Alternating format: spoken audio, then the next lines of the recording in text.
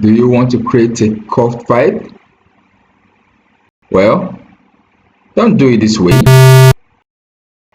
Here is a professional way.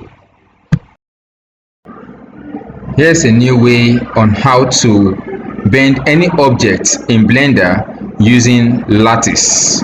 Please watch, slow down the video where necessary so that you can follow through. Do not forget to ask any question you like or you feel like asking in the comment section. Do not also forget to give me a follow, a like,